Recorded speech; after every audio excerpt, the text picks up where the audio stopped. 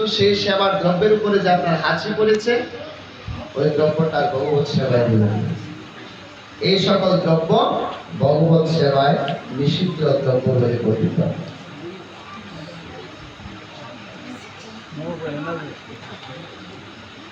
মৎস্য, মৎস্য মানে রাধে রাধে,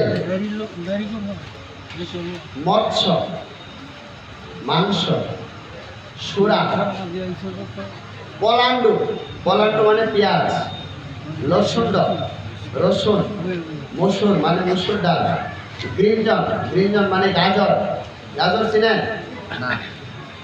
অলাবু, অলাবু মানে কদু, কদু চিনেন? কদু মানে লাউ। তিনটা একই নাম। এ বলছে মৎস্য, মাংস, সুরা, পলান্ডু, মসুর, রসুন, গ্রিনজন, অলাবু, বিনতাক, বিনতাক মানে সাদা বেগুন, সাদা বেগুন আছে না একটা গোল গোল, কলমি শাক, দগ্ধ অন্ন, দগ্ধ মানে পুরা অন্ন। এই সকল দ্রব্য ভগবত সেবায় নিষিদ্ধ। এগুলো কখনো গোবিন্দকে দেওয়া যায় না। এটা কোথায় নিষেধ? স্মৃতি শাস্ত্রে। অনেকে বলে না, এই তোরা সাধুরা তো নিরামিষ নিরামিষ করো, এটা কই আছে? বলে কিনা? বলে। হ্যাঁ, অবশ্যই কোথায় তো আছে। দলিল ছাড়া তো আর কেউ চলে না। আপনি নয় দলিল আপনার মনে করেন 10টা আছে, আর 5টা হলেও তো আছে। হ্যাঁ,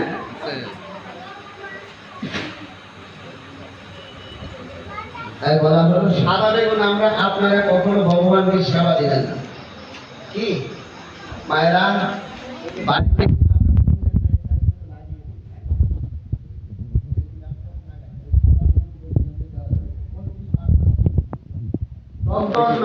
যে অন্নটা পুরা আছে, এটা গোবিন্দকেও দিবেন না, কোনো ভক্তকেও দিবেন না। আছে না বৈষ্ণব সেবার মধ্যে অনেক সময় একটু লেগেও যেতে পারে, পুরা দগ্ধটা বাদ দিবেন। দগ্ধটা বাদ দিয়ে তারপর অন্ন দান করবেন। দগ্ধ কাউকে সেবা করালে সুকৃতি নষ্ট হয়, কি হয়? পূর্ণফল ক্ষয় হয়। আপনি তো ভাবতেছেন আমি ভক্তদের সেবা করাইতেছি, আজকে তো মনে করেন ফুল দিয়ে মাথাত করে নিয়ে যেতে পারতাম না। হ্যাঁ, বড় করে একটা ফুটলা বানানো।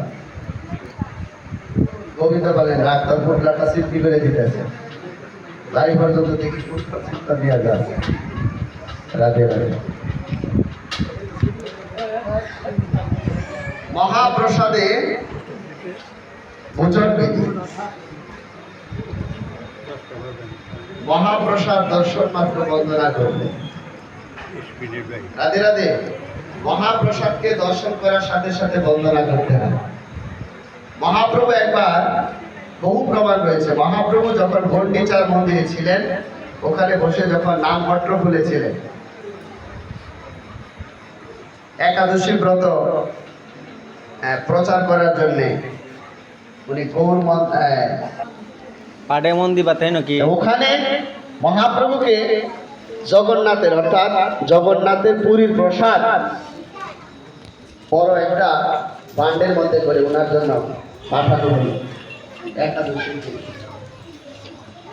পুরীর, হ্যাঁ, পুরীর পান্ডারা কিন্তু একাদশী করে না। হ্যাঁ,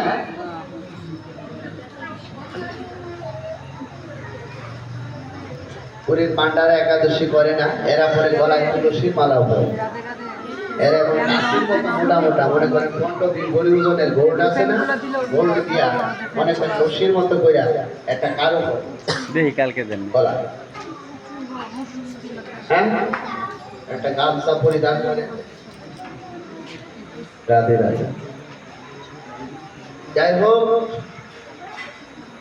বলা হলো তখন মহাপ্রভু কি করলো, সে জগন্নাথের মহাপ্রসাদ দর্শন করে প্রসাদকে তিনি বন্দনা করলেন, দণ্ডবোধ প্রণাম করলেন, ভূমিতে পড়ে গেলেন এবং বললেন প্রসাদকে বন্দনা করে প্রসাদটা যেন রেখে দেয়। তারপরের দিন